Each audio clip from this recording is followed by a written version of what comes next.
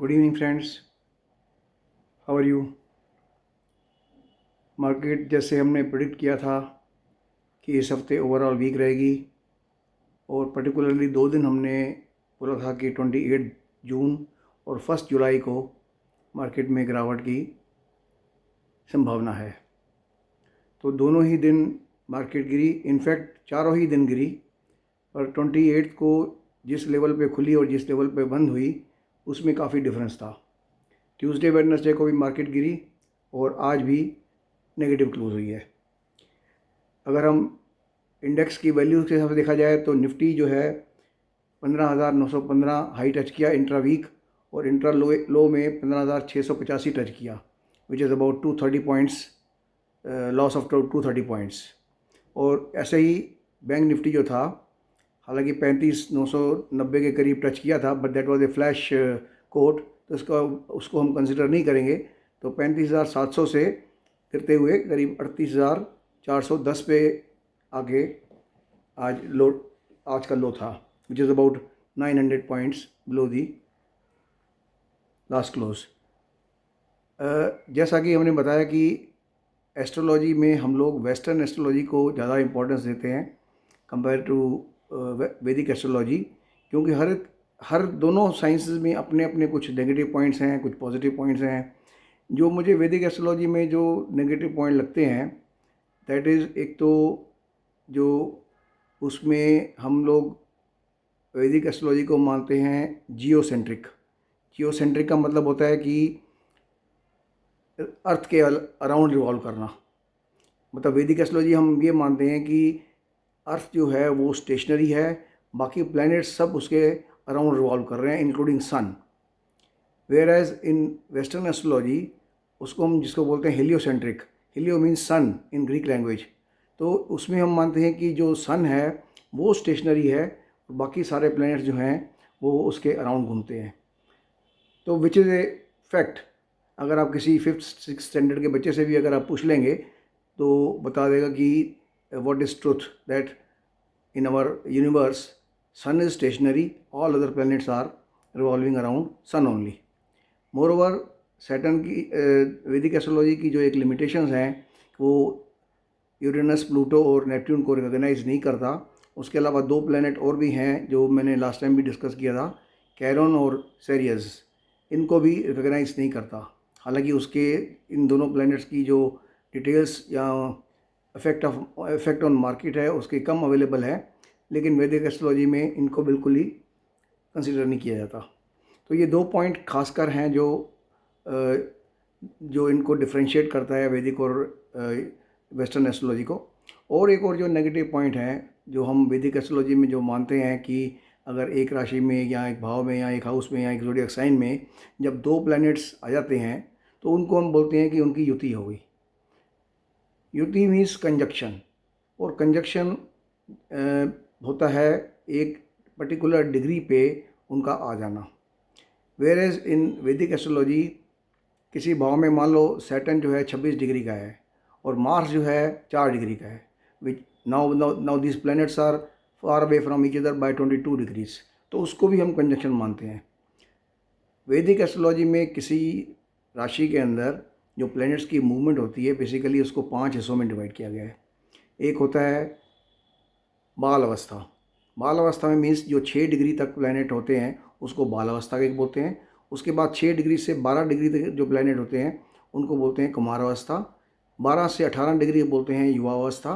Then 18 से 24 degree तक के प्लैनेट को बोलते हैं वृद्धावस्था, और 24 से 30 को मानते हैं मृत अवस्था।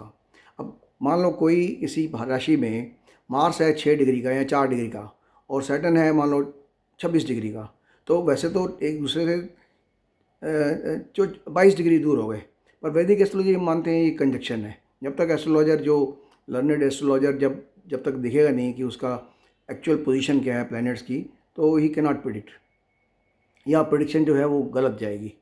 क्योंकि और दूसरा जो है आगे कौन सा प्लैनेट है और पीछे कौन सा प्लैनेट है। मान लो सैटर्न आगे है, पीछे सैटर्न आगे है और मार्स पीछे है, तो सैटर्न का एस्पेक्ट मार्स पे नहीं पड़ेगा, ठीक है ना। क्यों, अगर सैटर्न पीछे होता तो उसकी दृष्टि जो है वो मार्स के पड़ती, लेकिन अगर सैटर्न अगर आगे होगा तो उसकी दृष्टि नहीं पड़ेगी। ऐसे ही बहुत सारी चीज़ें हैं। अब जैसे बाल अवस्था का जो प्लैनेट होता है या मृत अवस्था का या वृद्ध अवस्था का प्लैनेट होता है, वो कितना उसमें दम होता है, कितना शक्ति होती है, कितना स्ट्रेंथ होती है, that is equivalent to hardly 15-20% of जब पीक पे होता है प्लैनेट। तो इसलिए ये एक नेगेटिव पॉइंट कह लो वैदिक एस्ट्रोलॉजी का, जिसमें अक्सर अक्सर एस्ट्रोलॉजर होते हैं वो प्रॉपरली एनालाइज नहीं करते, वो उसको प्रॉपर कंजक्शन मानते हैं। Whereas in astrology particular degree पे जब तक नहीं आता उसको कल्मिनेशन नहीं कहते, या उसके ऑर्बिट के अंदर एक बार एंटर हो जाए तो उसको आपस में इन्फ्लुएंस करना शुरू करते हैं। ऑर्बिट का मतलब होता है एक दायरा जिसके अंदर एक प्लैनेट दूसरे प्लैनेट को इन्फ्लुएंस करता है।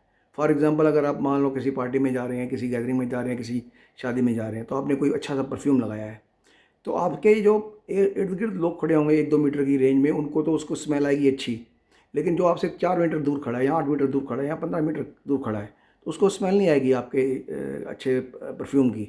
तो उसको बोलते हैं कि उसके ऑर्बिट जो होते हैं उसके अराउंड, जब उसके ऑर्बिट के अंदर जब तक नहीं आता तब तक वो इतना इफेक्टिव नहीं होता। तो ये बात थी एस्ट्रोलॉजी की। अब आ जाए मार्केट के ऊपर।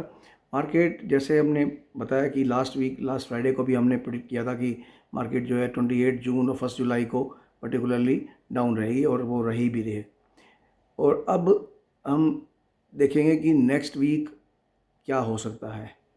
मैंने ये लास्ट वीडियो में भी कवर किया था कि मेरे कैलकुलेशन के हिसाब से 7 तारीख के आसपास मार्केट का टेम्पररी टॉप बनेगा। उसके बाद बहुत सारे सेक्टर हैं जो 3 से 4 हफ्ते तक डिक्लाइन करेंगे।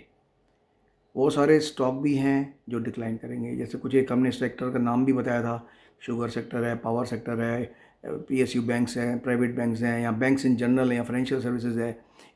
ये जो हैं इंडिकेशन दे रहे हैं कि ये डिक्लाइन करेंगे फर्दर। जो इस ट्रेंड को डिफाई कर सकते हैं, दैट इज़ नंबर 1, एक तो आईटी सेक्टर और दूसरा फार्मा सेक्टर। फार्मा में नॉट ओनली फार्मा रिलेटेड जो सर्विसेज हैं वो मतलब ऊपर चलने की संभावना ज़्यादा है। जैसे आज डॉक्टर रेड्डी ने चला, उस लास्ट टाइम हमने अपोलो हॉस्पिटल भी रिकमेंड किया था इसी बेस के ऊपर। अभी ल्यूपिन है या सिप्ला है, इनमें भी काफ़ी जान बाकी है। आईटी सेक्टर भी इसी तरह अगले हफ्ते भी पॉजिटिव रहने की संभावना है। इनफैक्ट अप टू 7th या 10th तक भी आईटी सेक्टर जो है पॉजिटिव रह सकता है, और उसके बेस पे हमने टीसीएस रिकमेंड किया था जो अच्छा प्रॉफिट दे गया। तो सिमिलरली मैं कोशिश करूँगा कि संडे आफ्टरनून में एक वीडियो और बनाऊँ, और उसमें आपको स्पेसिफिकली सेक्टर्स के नाम तथा स्टॉक्स के नाम भी बताऊँ कि जो आगे अगले कुछ दिनों में ऊपर चढ़ने वाले हैं या नीचे गिरने वाले हैं। और by concluding, I would like to sign off by saying the disclaimer and disclosure। जैसे आपको पता ही है कि I am a qualified astrologer as well as analyst, but I am not a SEBI registered financial adviser और research analyst. तो हम जो यहाँ बात कर रहे हैं किसी भी स्टॉक की, that is my personal opinion based on astrology, based on technical analysis.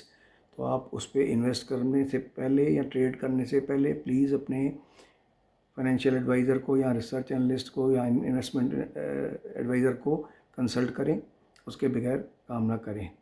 जहाँ तक हमने लास्ट टाइम भी बात की थी कि जो टिप्स प्रोवाइडर हैं उनकी क्या होती है, इनफैक्ट कल परसों मेरे को एक और टिप प्रोवाइडर का फ़ोन आया था। He was Varun Patel from Rajkot. बोलता कि हम आपको 2 दिन की ट्रायल देंगे, और कल उसने दिया था कोटक महिंद्रा बेचने को बोला मेरे को। तो जैसे ही बेचने को बोला उसके कुछ टाइम के बाद वो 30-40 रुपये ऊपर बढ़ गया, स्टॉप लॉस ट्रिगर हो गया। आज उसने मेरे को बोला बालकृष्णा इंडस्ट्रीज़ लेने को बोला, और बालकृष्णा इंडस्ट्रीज जिस लेवल पे उसने परचेज़ करवाया था वहाँ से 20 रुपये नीचे आ गया। तो दोनों ही कॉल्स में लॉस हुआ। तो मैं बार बार जो रिक्वेस्ट करता हूँ, जो ये लोग जालसाज या धोखेबाज लोग जो हैं टिप प्रोवाइडर्स, इनको कोई नॉलेज नहीं होती, कुछ नहीं पता इनको, टेक्निकल का टी नहीं पता उनसे इंग्लिश में पूछो टेक्निकल एनालिस्ट की स्पेलिंग बता दे, he will not be able to tell.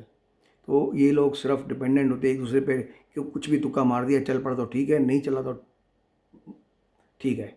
तो ऐसे लोगों के जाल में मत फंसिए, ठीक है।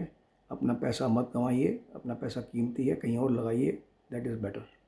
और जाते जाते मैं एक बार फिर कहूँगा कि नेक्स्ट वीक का जो वीडियो होगा उसमें काफ़ी सारे हम स्टॉक्स रिकमेंड करेंगे, काफ़ी सारे सेक्टर्स भी बताएंगे जो गिर सकते हैं based on western astrology and in combination with technical analysis and Vedic astrology also. And before I sign off, I request you to subscribe to this channel, like the video, share it with some people who are in this field।